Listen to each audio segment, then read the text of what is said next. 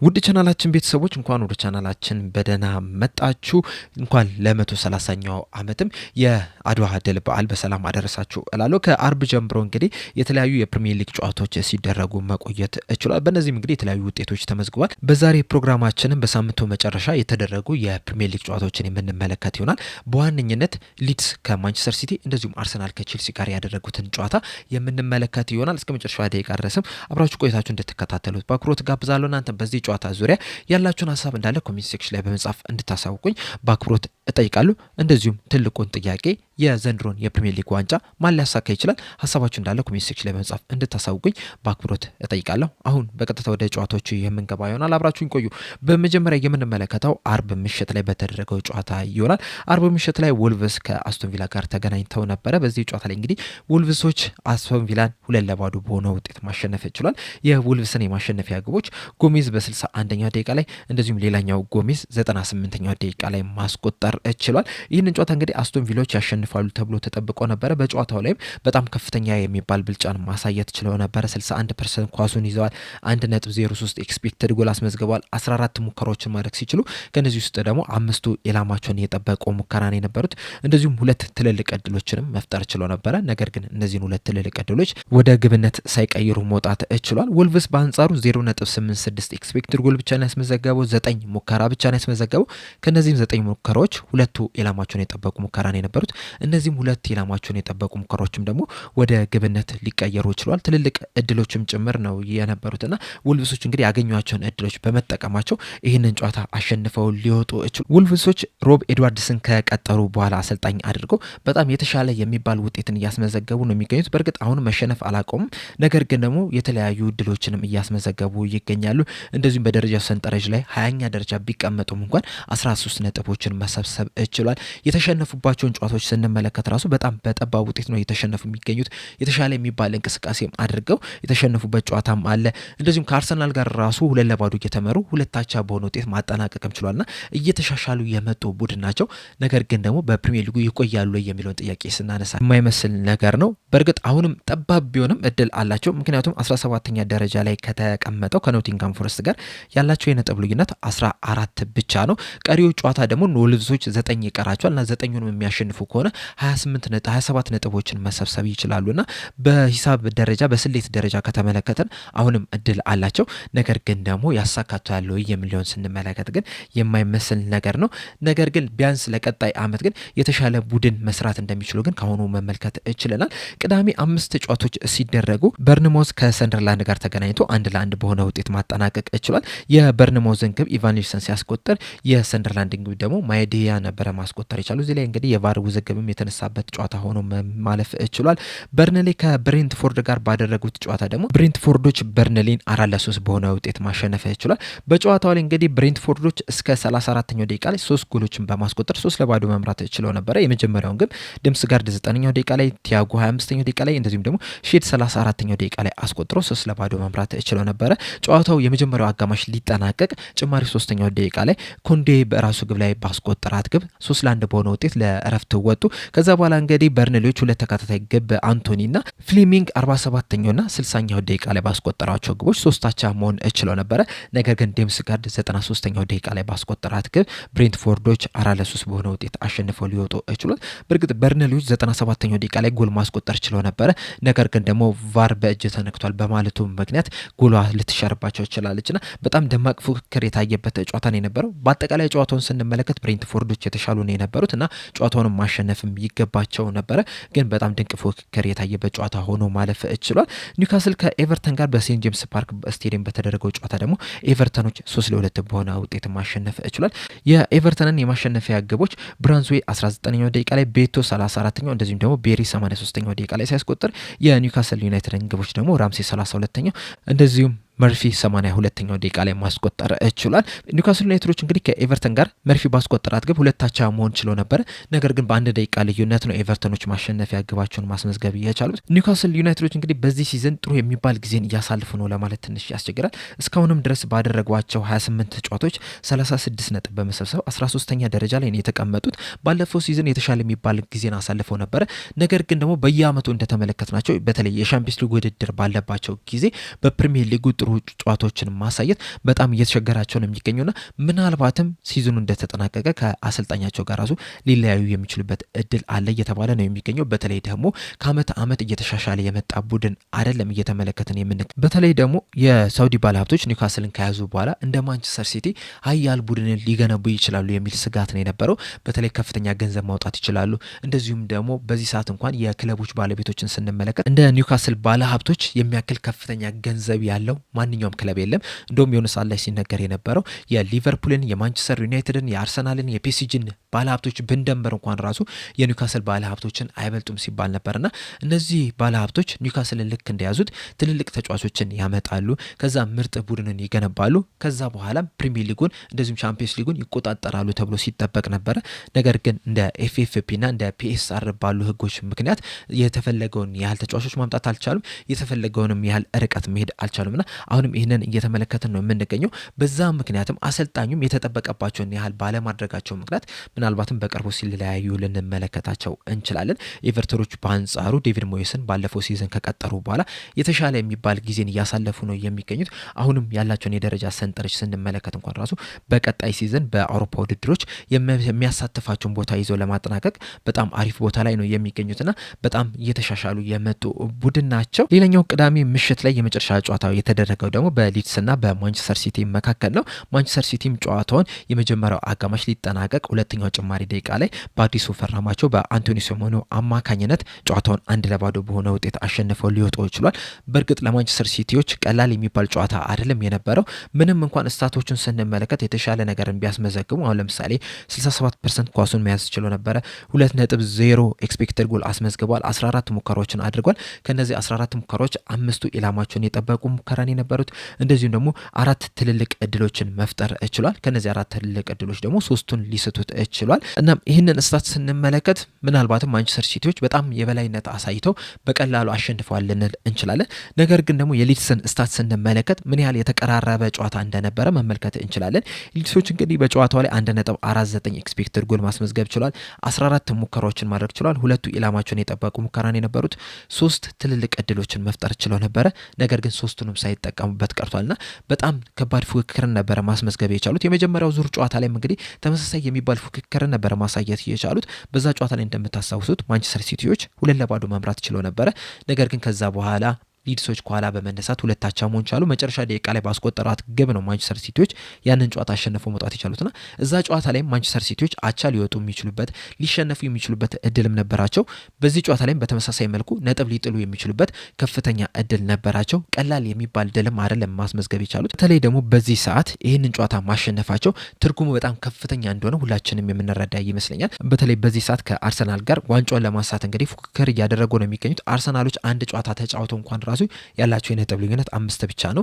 ማንቸስተር ሲቲዎች ቀሪ ጨዋታቸውን የሚያሸንፉ ደግሞ የነጥብ ልዩነቱ ወደ 2 መጥበብ ይችላልና ይህንን ጨዋታ ነጥብ ጥለው ቢሆን ኖሮ አርሰናሎች ደግሞ ትናንትና ምሽት ላይ ማሸነፋቸው አይዘነጋምና ያላቸው የነጥብ ልዩነት ወደ 8 ይሰፋ ነበር፣ ወደ 7 ይሰፋ ነበረ። እናም ቀሪ ጨዋታቸውን ቢያሸንፉ እንኳን ራሱ የነጥብ ልዩነታቸው 4 ይሆን ነበርና ይህንን ድል ማስመዝገባቸው ተቸግረውም ቢሆን አሸንፈው መውጣታቸው የዘንድሮ የፕሪሚየር ሊግ ዋንጫን እንዲያሳኩ በጣም ከፍተኛ ድጋፍ ነው የሚሆናቸው። እሁድ የተደረጉትን ጨዋታዎች ስንመለከት እሁድ ላይ እንግዲህ ትናንትና 4 ጨዋታዎች መደረግ ችሏል። በሚያስገርም ሁኔታ 4ቱም ጨዋታዎች 2-1 በሆነ ውጤት ነው ማሸነፍ የቻሉት የባለሜዳው ቡድኖች። የመጀመሪያው ጨዋታ ብራይተን ከኖቲንጋም ፎረስት ጋር የተገናኙበት ጨዋታ ነው የነበረው። ብራይተኖቹም ጎሜዝ 6ኛው ደቂቃ ላይ እንደዚሁም ዌልቤክ 15ኛው ደቂቃ ላይ ባስቆጠሯቸው ግቦች 2-1 ሲያሸንፉ የኖቲንጋም ፎረስትን ብቸኛ ግብ ደግሞ ጊብስ ዋይት 13ኛው ደቂቃ ላይ ነበር ማስቆጠር የቻሉትና እንዳለ ጎሎቹ የመጀመሪያዎቹ 15 ደቂቃዎች ላይ የተቆጠሩ ናቸው። እንደዚሁም ፉልሃም ከቶተናም ጋር ያደረጉትን ጨዋታ ስንመለከት ፉልሃሞች ዊልሰን 7ኛው ደቂቃ ላይ ኢቦቢ 34ኛው ደቂቃ ላይ ባስቆጠሯቸው 2 ግቦች 2-1 በሆነ ውጤት ማሸነፍ ይችላል። የቶተናምን ብቸኛ ግብ ሪቻርልሰን 66ኛው ደቂቃ ላይ ነበር ማስቆጠር የቻለው። ቶተናሞች ባለፈው ሲዝን በአንጄ ፖስቴኮግሉ ስር እንግዲህ 17ኛ 16ኛ ደረጃን ይዘው ነበር ማጠናቀቅ የቻሉትና ከዛም የባሰ ሲዝን እንዳያሳልፉ እንግዲህ በዚህ ሲዝን እየተፈራ ነው የሚገኘው። በጣም የወረደ አቋምን ነው እያስመለከቱ የሚገኙት። በእርግጥ በሻምፒየንስ ሊጉ ጥሩ የሚባልን ጊዜን ማሳለፍ ችሏል። ነገር ግን በፕሪሚየር ሊጉ አሁንም በጣም ትልቅ ችግር ያለበት ቡድን እንደሆነ እንግዲህ እየተመለከተን ነው የምንገኘው። በዚህ ሰዓት እንኳን ያለበትን የደረጃ ሰንጠረዥ ስንመለከተው 16ኛ ደረጃ ላይ ነው የተቀመጠው። እስካሁን ድረስ 28 ጨዋታዎችን አድርጎ 29 ነጥቦችን ብቻ ነው መሰብሰብ የቻለው። ይህ ማለት እንግዲህ በአቬሬጅ 1 ነጥብ አካባቢ ነው እየሰበሰበ የሚገኘው። 17ኛ ደረጃ ላይ ከተቀመጠው ከኖቲንጋም ፎረስት ራሱ ያላቸው የነጥብ ልዩነት 2 ብቻ ነው። እንደዚሁም 18ኛ ደረጃ ላይ ከተቀመጠው ከዌስትሃም ራሱ ያላቸው የነጥብ ልዩነት 4 ብቻ ነውና ቀጣይ 2 ጨዋታዎችን የሚሸነፍ ከሆነና ዌስትሃም ቀጣይ 2 ጨዋታዎችን የሚያሸንፉ ከሆነ ምናልባትም ቶተናም ወደ ወራጅ ቀጠና የሚወርድበትም እድል ይኖራልና በጣም አስጊ የሚባል ደረጃ ላይ ናቸው የሚገኙት። በተለያዩ አሰልጣኞችን ለመቅጠር ሙከራ አድርጓል። በተለይ የቀድሞ አሰልጣኛቸው ፖቼቲኖ ከወጣ በኋላ ቶተናሞች የተለያዩ አሰልጣኞችን ቢያመጡም እንኳን ራሱ ሊሳካላቸው አልቻለም። በእርግጥ በአንቺ ፖስቴኮግሉ ስር ባለፈው ሲዝን የኤሮፓ ሊግ ዋንጫ ማሳካት ችሏል። በዛ ምክንያትም ወደ ቻምፒየንስ ሊግ መግባት የቻሉበት ሁኔታ ተፈጥሯል። ነገር ግን በፕሪሚየር ሊጉ የተለያዩ አሰልጣኞችን ቢያመጡም እንኳን ራሱ ጥሩ የሚባል ጊዜን እያሳለፉ አይደለም የሚገኙት። በተለይ ደግሞ ያለፉትን 2 ሲዝኖች ባለፈው አመትና በዚህ ሲዝን በጣም አስከፊ የሚባል ጊዜን እያሳለፉ ነው የሚገኙት። አሁን ላይ እንግዲህ አዲስ አሰልጣኝ ቀጥሯል። የቀድሞ የጁቬንቱስ አሰልጣኝ የነበረውን ኢጎር ቱዶር ነው እየሰለጠናቸው የሚገኙት። ነገር ግን ይህም አዲስ አሰልጣኝ እንግዲህ ባለፉት 2 ጨዋታዎች ድል ማስመዝገብ አልቻለም። የመጀመሪያ ጨዋታውን ከአርሰናል ጋር ነበረ ማድረግ የቻለው። በዛ ጨዋታም እንግዲህ 4-1 በሆነ ውጤት ተሸንፏል በሜዳው። አሁን ደግሞ ከሌላኛው የለንደን ክለብ ከፉልሃም ጋር ተጫወተ፣ 2-1 በሆነ ውጤት ተሸንፏልና ይህም አሰልጣኝ እንግዲህ የመሰናበት አደጋ ውስጥ ገብቷል። ምናልባትም ቀጣይ ጨዋታዎችን የማያሸንፍም ከሆነ ራሱ ሲሰናበት ልንመለከተው እንችላለን። ደግሞ ቀጣይ የሚያደርጋቸውን ጨዋታዎች ስንመለከት በጣም ከባባድ የሚባሉ ናቸው። በፕሪሚየር ሊጉ ቀጣይ ከክሪስታል ፓላስ ጋር የሚያደርገው ጨዋታ አለ። ከዛ በሻምፒዮንስ ሊግ ከአትሌቲኮ ማድሪድ፣ ከዛ በፕሪሚየር ሊጉ ከሊቨርፑል፣ ከዛ በሻምፒዮንስ ሊግ የመልስ ጨዋታ ከአትሌቲኮ ማድሪድ ጋር የሚያደርግ ይሆናልና የሚቀጥሉትን 4 ጨዋታዎች በጣም ወሳኝ የሚባሉ ናቸው። በሻምፒዮንስ ሊጉ ምን ያህል ድረስ ይቀጥላል፣ እንደዚሁስ በፕሪሚየር ሊግ ውስጥ ምን ደረጃ ላይ ይቀመጣል የሚለውን ነገር የሚወስኑ ናቸውና ምናልባትም እነዚህን ጨዋታዎች የማያሸንፍ ከሆነ አሰልጣኙም ሲሰናበቱ ልንመለከት የምንችልበት እድል አለና በጣም አስጊ የሚባል ደረጃ ላይ ደርሷል። እንደዚሁም በመቀጠል ማንቸስተር ዩናይትድ ከክሪስታል ፓላስ ጋር በተገናኙበት ጨዋታ ማንቸስተር ዩናይትዶች 2-1 በሆነ ውጤት ማሸነፍ ችሏል። የማንቸስተር ዩናይትድን የማሸነፊያ ግቦች ፈርናንዴስ 57ኛ ደቂቃ ላይ እንደዚሁም ሴስኮ 65ኛ ደቂቃ ላይ ሲያስቆጥር የክሪስታል ፓላስን ብቸኛ ግብ ሎክሬስ 44ኛው ደቂቃ ላይ ነበር ማስቆጠር የቻለው። ይህ ተጫዋች እንግዲህ 57ኛ ደቂቃ ላይ ፋውል ሰርታል በሚል በቀጥታ ቀይ ካርድ በቫር አማካኝነት ከሜዳም ሊሰናበትም ችሏል። በዚህ ጨዋታ ላይ እንግዲህ ማንቸስተር ዩናይትዶች በጣም የተሻሉ ቡድን የነበሩት፣ ኳስ በመያዝ ደረጃ፣ በሙከራ ደረጃ፣ ወደፊት በመሄድ ደረጃ በጣም የተሻሉ ቡድን ሆነው መመልከት ይችላል። በጨዋታው ላይ 61% ኳስ መያዝ ችሎ ነበረ። 20 ሙከራዎችንም አድርጓል። ከነዚህ 20 ሙከራዎች ደግሞ 11ዱ ኢላማቸውን የጠበቁ ሙከራን የነበሩት 3 ትልልቅ እድሎችን መፍጠር ችለው ነበረ። ከነዚህ 3 ትልልቅ እድሎች ግን አንዱን ሊስቱት ችሏል። 2ቱን ወደ ግብነት መቀየር የቻሉበት ሁኔታ ተፈጥሯል። የክሪስታል ፓላስን ስንመለከት 0.38 ኤክስፔክትድ ጎል ብቻ ነው ማስመዝገብ የቻሉት። 8 ሙከራን ያደረጉት። ከነዚህ 8 ሙከራዎች ደግሞ 3ቱ ብቻ ናቸው ኢላማውን የጠበቀ ሙከራ የነበሩትና ማንቸስተር ዩናይትዶች ሙሉ ለሙሉ ብልጫ አሳይቶ ነው ይህንን ጨዋታ ማሸነፍ የቻለው። በተለይ ማይክል ካሪክን አዲስ አሰልጣኝ አድርጎ ከሾሙ በኋላ ምንም እንኳን ጊዜያዊ አሰልጣኝ ቢሆንም ራሱ ያደረጋቸውን ጨዋታዎች ስንመለከት እስካሁን ድረስ እንግዲህ 7 ጨዋታዎችን ማድረግ ይችላል። ከነዚህ 7 ጨዋታዎች አንዱን ብቻ ነው አቻ የወጣው፣ ቀሪዎችን ሙሉ ለሙሉ ማሸነፍ ይችላል። ከነዚህም ውስጥ ደግሞ አርሰናልን፣ ማንቸስተር ሲቲ፣ ቶተናምን እንደዚሁም ኤቨርተንን ያሸነፉበት ውጤትም ተጠቃሽ ነው። በተለይ ደግሞ ማንቸስተር ሲቲን 2-0፣ ቶተናምን 2-0 እንደዚሁም ኤቨርተንን 1-0 በሆነ ውጤት ነው ማሸነፍ የቻሉትና እነዚህን 3 ቡድኖች ሲያሸንፉ ምንም አይነት ግብም አልተቆጠረባቸውምና በጣም ጥሩ የሚባል ቲምን እየገነባ ነው የሚገኘው። እነ ማቲያስ ኩኛ፣ ኤምቤሞ እንደዚሁም ሴስኮም በጣም ጥሩ የሚባል እንቅስቃሴን እያደረጉ ነው የሚገኙት። ጎሎችን እያስቆጠሩ ነው የሚገኙትና በጣም ጥሩ የሚባል ጊዜ ላይ ነው የሚገኙት ማንቸስተር ዩናይትዶች። ድሉንም ተከትሎ እንግዲህ ማንቸስተር ዩናይትዶች ደረጃቸውንም ማሻሻልም ችሏል። በተለይ አስቶን ቪላ በወልቭስ መሸነፉን ተከትሎ ማንቸስተር ዩናይትዶች ከአስቶን ቪላ በጎል ብልጫ በመበለጥ 3ኛ ደረጃ ላይ መቀመጥ ችሏል። ከ2 ወር ከ3 ወር በፊት ማንቸስተር ዩናይትዶች እዚህ ደረጃ ላይ ይቀመጣሉ ብሎ ማንም የገመተ የለም። በእርግጥ የተጠጉበት ሁኔታ አለ። ወደ 4 ወደ 5ኛ ደረጃ ከፍ ያሉበት ሁኔታዎች ተፈጥሮ ሊሆኑ ይችላል። ነገር ግን 3ኛ ደረጃ ላይ ይቀመጣል ብሎ የገመተ የለም ነበረ። ነገር ግን ማይክል ካሪክ ቡድኑን ከተረከበ ጀምሮ ከ7 ጨዋታዎች 6ቱን በማሸነፍ አንዱን አቻ በመውጣት ምንም አይነት ሽንፈት ባለማስተናገድ እንግዲህ አሁን ላይ 3ኛ ደረጃ ላይ ሊቀመጥ ችሏል። በቀጣይ ዓመትም የሻምፒዮንስ ሊግ ቦታን ይዞ ለማጠናቀቅም እንግዲህ በጣም ጥሩ የሚባል ቦታ ላይ መቀመጥም ችሏል። በእርግጥ የማንቸስተር ዩናይትዶችን ጨዋታ ስንመለከት በሳምንት አንድ ጊዜ ብቻ ነው የተጫወቱ የሚገኙት። እንደዚሁም ደግሞ ስኳዱን ስንመለከት በጣም ጥሩ የሚባል ተጫዋቾች አሉ በቡድን ውስጥና እዚህ ደረጃ ላይ መቀመጣቸው ያን ያህል ሊያስገርመን የሚገባ አይመስለኝም። ማይክል ካሪክ ከመምጣቱ በፊት ራሱ ለዚህ ደረጃ መፎካከር ነበረባቸው። እንደውም ለዋንጫ ራሱ መፎካከር ነበረባቸው። በተለይ ደግሞ በሊግ ካፕ ከውድድር ውጭ ከሆኑ ጀምሮ ማንቸስተር ዩናይትዶች በሳምንት አንድ ጨዋታ ብቻ ነው እየተጫወቱ የሚገኙትና እንደዚህ አይነት ቡድን እንደዚህ አይነት ጥራት ያላቸው ተጫዋቾች ያለው ስኳድ በሳምንት አንድ ጨዋታ ብቻ የሚጫወት ከሆነ በሊጉ ላይ የተሻለ ነገርን ማስመዝገብ መቻል አለበትና አሁን ላይ እንግዲህ ይህንን ነገር እየተመለከተን እንገኛለን።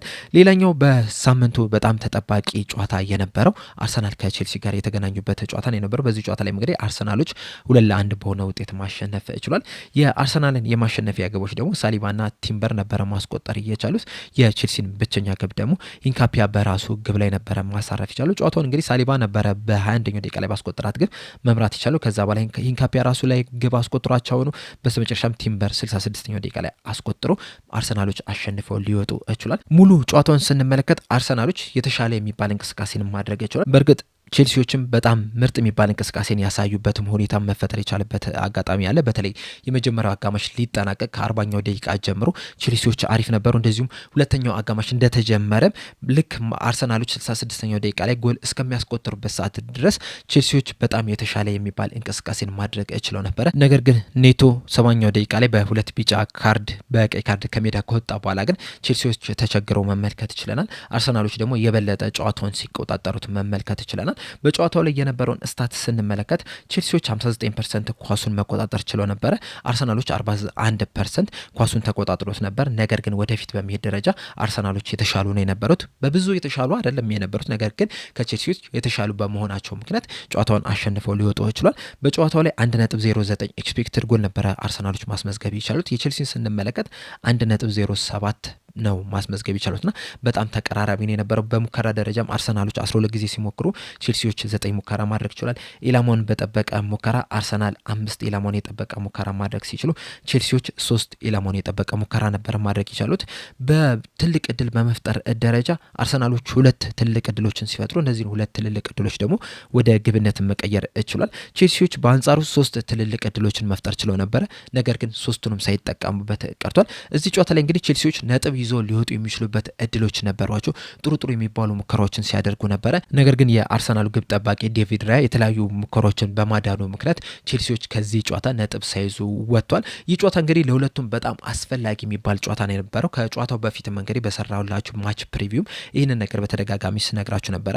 ለአርሰናል ዋንጫ የማንሳትና ያለማንሳት ጉዳይ ነው የነበረው። ለቼልሲ ደግሞ የሻምፒዮንስ ሊግ ቦታን ይዞ የማጠናቀቅና ያለማጠናቀቅ ጉዳይ ነው የነበረው በዚህ ጨዋታ ላይ። እናም አርሰናሎች በስተመጨረሻም አሸንፈው የዋንጫ ፉክክሩን ማስቀጠል ችሏል። መሪነታቸውንም ማስቀጠልም ችሏል።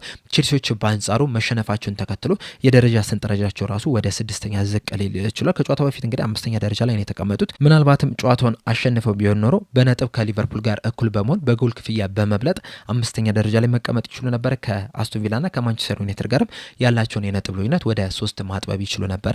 ነገር ግን መሸነፋቸውን ተከትሎ እንግዲህ ከሊቨርፑል በ3 ነጥብ እንደዚሁም ከማንቸስተር ዩናይትድ እና ከአስቶን ቪላ በ6 ነጥብ ርቀው ሊቀመጡ ችሏል። በእርግጥ አሁንም እድል አላቸው። ገና ቀሪ 10 ጨዋታዎች አሏቸው ቼልሲዎችና እነዚህን ጨዋታዎች ላይ እንግዲህ የተሻለ ነጥብ የሚያስመዘግቡ ከሆነ አሁንም ከሊቨርፑልም ከማንቸስተር ዩናይትድም ከአስቶን ቪላም በልጠው ሊቀመጡ የሚችሉበት እድል አላቸው። በተለይ ደግሞ አስቶን ቪሎች እየወረዱ መሆኑን ተከትሎ 5ኛ ደረጃን ይዞ ለማጠናቀቅ አሁንም እድል አላቸው። ነገር ግን ደግሞ ከፊት ለፊታቸው በጣም ወሳኝ የሚባሉ ጨዋታዎች አሉና እነዛን የግድ ማሸነፍ መቻል አለባቸው። በተለይ ቀጣይ ሮብ ከአስቶን ቪላ ጋር የሚያደርጉት የፕሪሚየር ሊግ ጨዋታ አለ። ይህ በጣም ወሳኝ የሚባል ጨዋታ ነው። ምክንያቱም አስቶን ቪሎች በዚህ ሰዓት 4ኛ ደረጃ ላይ ነው የተቀመጡትና ይህንን ጨዋታ አስቶን ቪሎች የሚያሸንፉ ከሆነ ደረጃቸውን ለማሻሻል ይጠቅማቸዋል። ወይ ከማንቸስተር ዩናይትድ እኩል ይሆናሉ ወይም ደግሞ በልጠው ሊቀመጡ ይችላሉ። ነገር ግን የሚሸነፉ ከሆነ ቼልሲዎች ከአስቶን ቪላ ጋር ያላቸውን የነጥብ ልዩነት ማጥበብ ይችላሉና ያም ጨዋታ ለሁለቱም ቡድኖች በጣም አስፈላጊ የሚባሉና ከዚያም በኋላ እንግዲህ በፕሪሚየር ሊጉ ከኒውካስል ዩናይትድ ጋር፣ ከኤቨርተን ጋር፣ ከማንቸስተር ሲቲ፣ ከማንቸስተር ዩናይትድ፣ ከብራይተን እንደዚሁም ከኖቲንግሃም ፎረስት እንደዚሁም ከሊቨርፑል ጋር የሚያደርጓቸው ተከታታይ ጨዋታዎች አሉና ከዚህ በኋላ እንግዲህ የሻምፒዮንስ ሊግ ቦታን ይዘው ማጠናቀቅ የሚፈልጉ ከሆነ ከፊት ለፊታቸው ያሉትን ጨዋታዎች የግድ ማሸነፍ መቻል አለባቸው። እነዚህ ጨዋታዎች ደግሞ በጣም ከባድ የሚባሉ ናቸው። በጣም ትልልቅ የሚባሉ ናቸው። ከማንቸስተር ሲቲ ከዩናይትድ፣ ከሊቨርፑል፣ ከቶተናም ጋር ቀሪ ጨዋታዎች አሏቸውና አሁንም እንግዲህ የቼልሲ የሻምፒዮንስ ሊግ ቦታን ይዞ የማጠናቀቅ ጉዳይ እንግዲህ አጠራጣሪ እንዲሆንባቸው አድርጓቸዋል። አርሰናሎች በበኩላቸው የዘንድሮን የፕሪሚየር ሊግ ዋንጫ ማንሳት የሚፈልጉ ከሆነ ከፊት ለፊታቸውን ያሉትን ጨዋታዎች ያለምንም ስህተት እያሸነፉ መሄድ መቻል አለባቸው። በተለይ ደግሞ ማንቸስተር ሲቲዎች በዚህ ሰዓት እንግዲህ ጥሩ የሚባል ፎርም ላይ መሆናቸውን ተከትሎ አርሰናሎችም ተመሳሳይ የሚባል ፎርም ላይ መገኘት መቻል አለባቸውና ከፊት ለፊታቸው በጣም ወሳኝ ጨዋታ ይኖራል። በአጠቃላይ የእንግሊዝ ፕሪሚየር ሊግ የሳምንቱ ጨዋታዎች እነዚህን ይመስሉ ነበረ። በእነዚህ ጨዋታዎች ዙሪያ ያላቸውን ሀሳብ እንዳለ ኮሜንት ሴክሽን ላይ በመጻፍ አሳውቁኝ። እኔ እዚህ ላይ አበቃው። በቀጣይ ሌላ እስክንገናኝ ድረስ ሰብስክራይብ፣ ላይክ፣ ሼር ማድረግ እንዳትረሱ። ቸር ያቆየን።